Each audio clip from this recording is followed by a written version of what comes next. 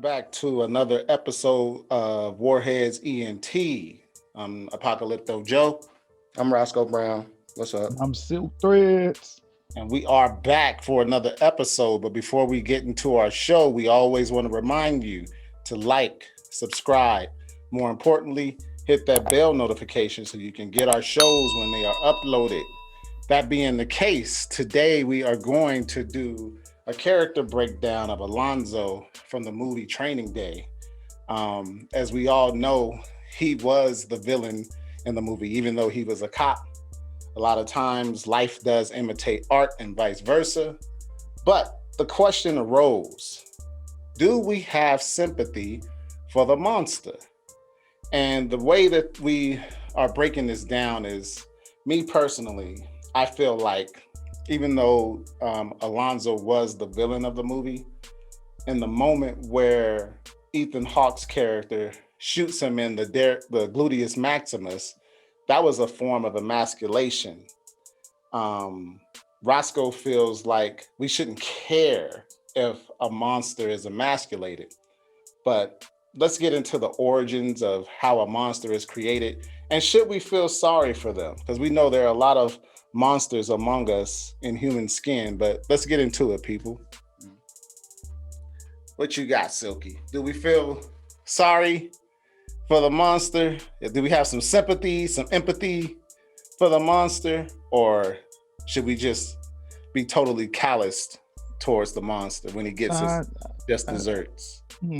I think the monster gets his sympathy from his mother. And I think, or, family members, because they the first one to say, not my baby, not my baby. Oh, my child, when they out there being the monster. So, as far as the public, no, the monster shouldn't have any sympathy. But don't we all have a monster or two in our family? I'm pretty sure, we don't be totally callous to them as a family member. But we know not to fuck with that family member. Excuse my language, but we know who the monsters are. Even, you can even think about, back in the days, your grandma would be at the family reunion. Who left them kids around Uncle Bruce? You know you don't leave them kids around Uncle Bruce. Go get them kids. You know what I'm saying? We all know a monster. Because Uncle Bruce was touchy-feely with the kids. Never sit on the nigga's lap. Never sit on that nigga's lap. Right. So you know what I'm saying? That the monster is a two-way street. To the public and to the general populace, a monster is to be hated, and nothing's out of bounds as far as retribution and punishment to a monster, except from his own close family, I guess. That's probably what I'll say. Me and my whole take on this is that I don't think there should be any sympathy for the monsters. I know you started out, Silk, with kind of talking about, the sympathy that's given to the monsters in the beginning. And I guess that kind of speaks to what Jovi kind of alluded to in the beginning about, the origins and the genesis, and how, some of these people are built, if you will. But I just tend to think that monsters are monsters. Are there some that are redeemable? Maybe. I wouldn't go as far as to say that every single person who we categorize as a monster is somebody who should be put to death or something like that, or is irredeemable. But we do have those, and we are talking about Lonzo at the end of the day, doing a character breakdown of him, and him in particular, he was somebody who I looked at, and he was the villain of the movie, and he was a cop, so, but if you watch and look through the whole movie, there was no redeemable side to this guy. Mm. Like you never that there was never any glimpse of use of humanity when Mm. you look at it when you looked at it for real. Even when thrown in the setting of his family, if you will, the kid that he makes with the one lady who's just a side piece. But yeah, he was callous in that whole situation. He didn't care about them. This was just something he was doing. So when it's all said and done, I think that maybe there's a case for some, but when you talk about absolute monsters, and I would consider this guy, Alonzo, an absolute monster, then I mean, why are we caring about his emasculation? I don't give a shit if he's shot in the ass. I don't give a shit if he's burned. Mm. We do with him what you will. I look at him in the same instance as, a pedophile or something. I got a question though. No, go ahead. Um, was he born the monster, or was he made the monster because he was in monster land and had to be a worse monster than the monsters that he was to patrol or to control? See, I wish we could get character bios, but I'll just parallel it to the real world. So in the real world, somebody like Alonzo, like you may mention how his mother would be like, not my baby, not my baby. Somebody crazy who we all know does weirdo stuff in the streets. To me, most crazy people are made crazy by their upbringing. Circumstance, yeah. They're around a mother who doesn't show the necessary level of empathy, and a child will pick up on that. Psychologists have documented that a child's personality is fixed by the age of 6. And Yep. so if there was any neglect or abuse, like they say, you can become an abuser by the age of 6. I guess this is the breakdown. There's 2 types of people. One either becomes extremely empathetic when they have an abusive mother or father or both. And they're like, I never want anybody to experience that at my hands. And then you'll have another child who's receiving the abuse, and they'll be like, since I had to suffer, everyone's gonna suffer.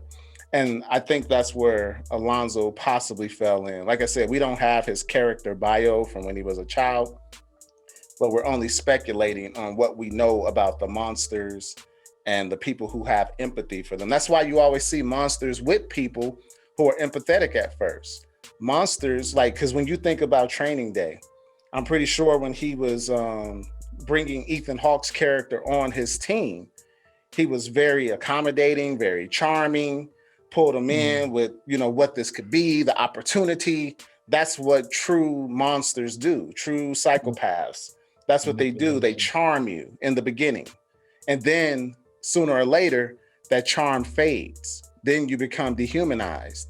When he got him smoking the sherm in the car, he had already been devalued and dehumanized because he was setting up his end game. By the time the police test your blood, they're going to see you're already hyped up on drugs, And so that's what a monster, a psychopath will do, a sociopath. They'll do all those things. They always come on with the charm. And I don't think Alonzo is any different. So when we talk about the genesis of this monster, it was probably his mama. Yeah.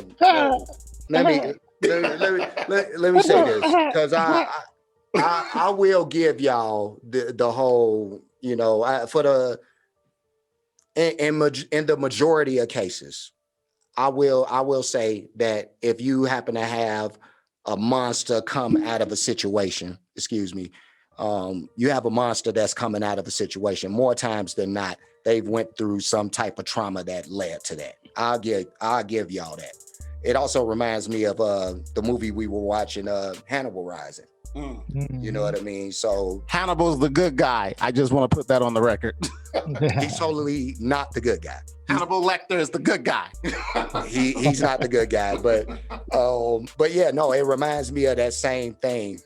And he was a guy who he there was trauma that led to him being a monster, but there's also some things that I believe that could be inside of a person just for whatever reason, and we may have just a few cases scattered here and there, but I do believe if you believe in anything is possible, then you'd have to believe that the possibility exists for someone to be born and not go through any trauma, have they actually go through a life where they're well placed, no trauma, parents were both there, had great upbringing, and still turn into a monster.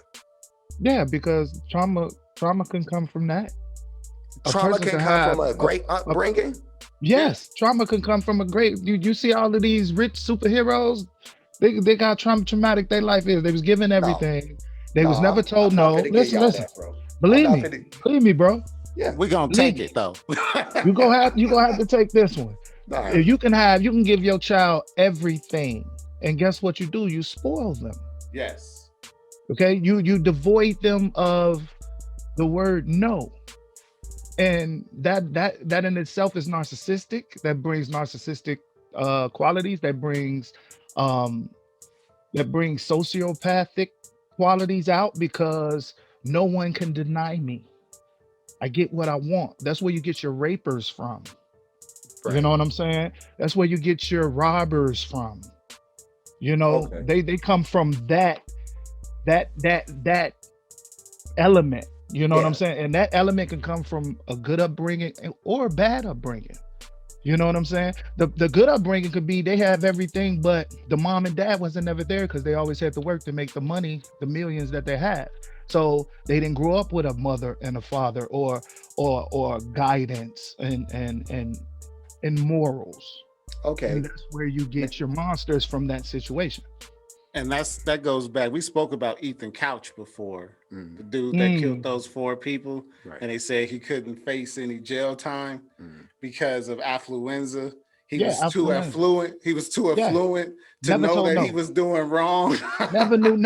Yeah, yeah. No, I remember that. never knew Yeah. Yeah. no in life.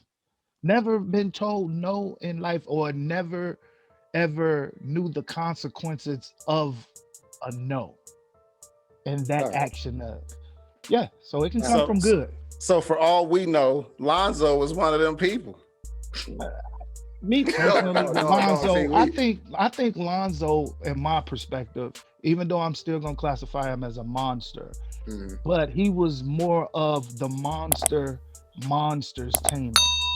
Because the people who he was dealing with, them gang members and them drug dealers, were bigger monsters than the civilians, and he already knew they would eat anybody less than the wolf and the monster that he would up. He wouldn't get the respect. He wouldn't be able to do his job efficiently. Did he go overboard? Hell yes. You know what I'm saying? So you're saying he was the apex predator in that environment I that kept all that's the other predators at bay at to a bay. certain Yes, extent. that's how I look at it. Even ah, though I still say he a monster, but everybody else were monsters too. no. You get what I'm saying? I. I. I will concede to the fact, that there can be some there could be some bad that comes from, Mhm. privilege, I guess, Yeah. if you will. So yeah, no, I will give in to that.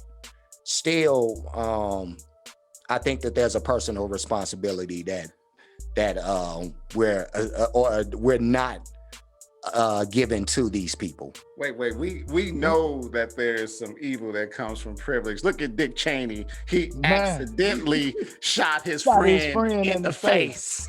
How you actually? Okay, that's the boy. I tell you. Yeah, Yeah, yeah, and no, like I that, said, that it's crazy, man.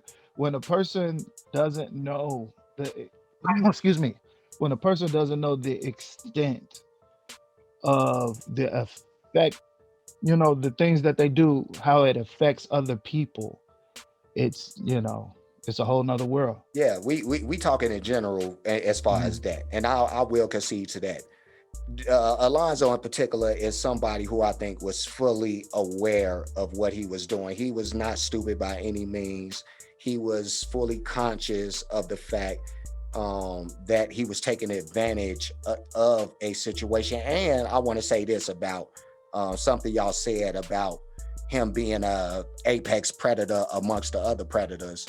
I think, but and we're all from the hood. You know, we're hood dudes, so we know that it's not as simple as, you know, there's the good guys and the bad guys. Like, these people that he encountered in the everyday, beyond the one situation where I think the guys were trying to rape the young girl, but beyond that situation, these other people that he was encountering are really just products of the environment, and are really just doing what the surroundings around them are gonna allow them to do. Excuse me. So yeah, you could look at him as a predator, the apex amongst the other predators, but yeah, no, I there's a personal responsibility that I think y'all still don't want to give to just people in general about this. And just Lonzo was just an a-hole, man. No, here's the thing. I do give that personal responsibility, because I'm not trying to say that he's not a monster. I'm not trying to, like, when I say he was emasculated by Ethan Hunt's character. So let me recontextualize this. I'm speaking in terms of, this was a movie that Denzel won Best Actor for. Now, he didn't win Best Actor for Malcolm X. Malcolm X. Say that again? I said, or Glory. Or, well, he did. He won Best Supporting for Glory. Yeah, Support, no, you said best acting. Oh yeah, right. Well, he won a statue. Not that we shouldn't. Let me just put this on the record. I don't think we as melanated people need to be seeking the approval of the dominant society first and foremost. Say that. Their validation. They can keep their statues, all their accolades, whatever. But and down with the Golden Globes too. I hope that's real that they is canceling. But when it comes down, like, if you're going to sit up here and give him an award, this was not the role to give it to him for. The emasculation of a melanin rich man on film being shot in the gluteus maximus by his white partner, it reverberates societally, socially, I mean, it's like a form of buck breaking. Absolutely, I was gonna say that. He got shot in the booty all this That's time. his punishment. Right, exactly. And so, as far as the character is concerned, I do feel like he got his up and comings when it was all said and done. Alonzo was a chess player. He had pieces on the board. Ethan Hawke's character was the pawn that made it to the other side of the board and leveled up and was able to put him in checkmate. Right. And was able to put him in checkmate. But when you think about how Alonzo did Roger, how he befriended this man for years. This man thought Lonzo was his friend for years. But all that time, Lonzo was planning and plotting on taking his money and killing him in the process. Yeah. And coming off like the hero, like he took down this retired drug kingpin that was just in SoCal for all these years. That's a consummate chess player. And he's playing the long game. Right. And to me, that's how most of these monsters are. They come off with fake altruism. They pretend that they're doing nice things, cool things, but they're liars. They're sneaky as hell. They're telling you one thing in your face, but behind your back, they're probably talking bad about you. Like, oh yeah, he's dirty, or she's dirty, she's horrible, she's this, that, and the other. But then when you see him, you see what I'm saying? Hey, buddy, I love you. Where you been? And so that's the game that I think Alonzo was playing. And so as a monster, and I don't even think it was overkill. I think he got riddled with bullets, just like he deserved. He should have been tarred and feathered too. That's just my 2 cents. I'll let y'all have the rest. No, go ahead. Go ahead. What you got to say, so? Nah, I was pretty much on that point though too, Jovi. That it was a form of buck breaking.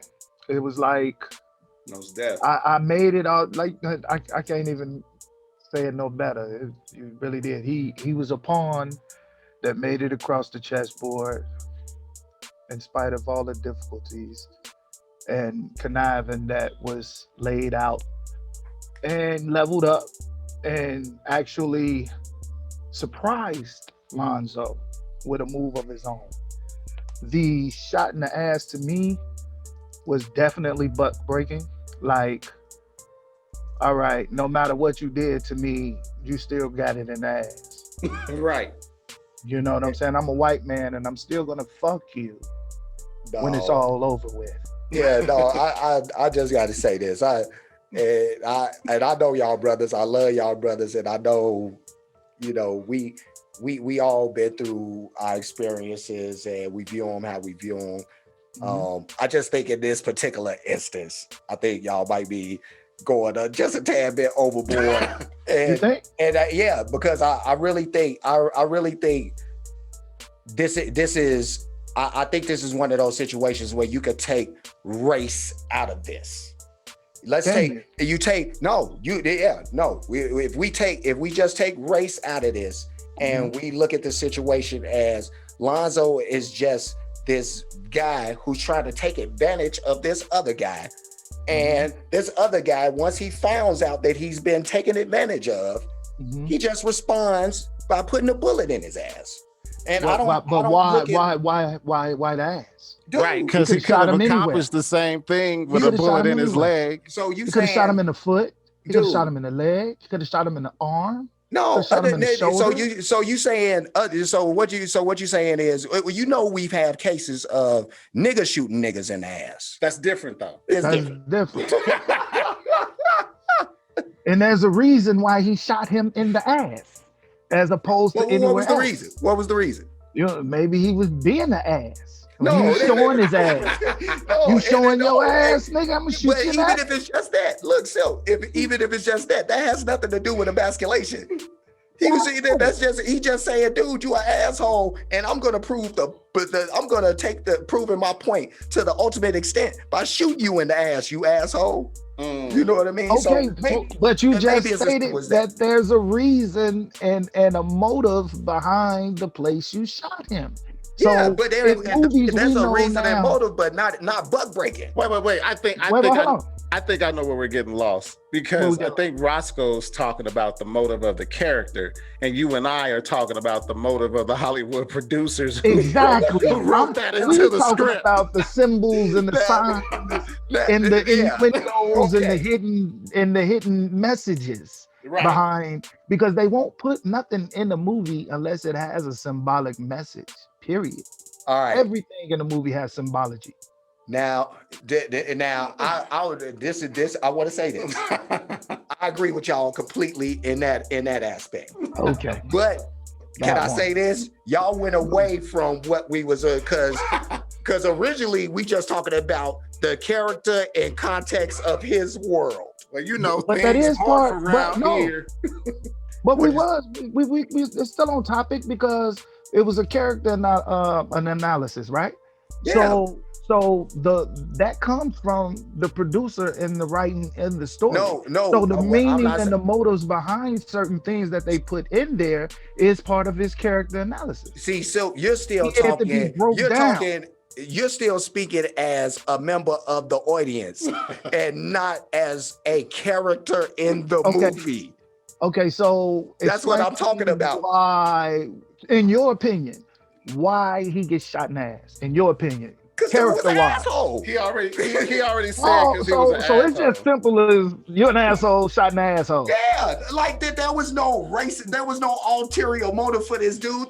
This dude wasn't some racist white boy who said, "Boy, I'm finna put a bullet in his ass and emasculate this dude." It wasn't that. He fed this dude drugs without his knowledge. But he tried to set him up. Dude, something on him. That's he lucky. That's the least he gave him was a bullet in the head. He lucky. This is one of those multi-layered subjects. Yeah, absolutely. As far as the character analysis is concerned, though, Roscoe, I do think you're right. He got Yeah, shot in you're right. the ass because he was an asshole. However, in the However, grand scheme, in the overlay of the underplay. at any rate, we love these discussions. We'll leave it here. We always want to put it to you, the audience, to draw your own conclusions. We're not here to try to be puppet masters or anything. But before we get up out, always remember to like, comment, subscribe, hit that bell notification, and share. Warheads out. That shit got heated.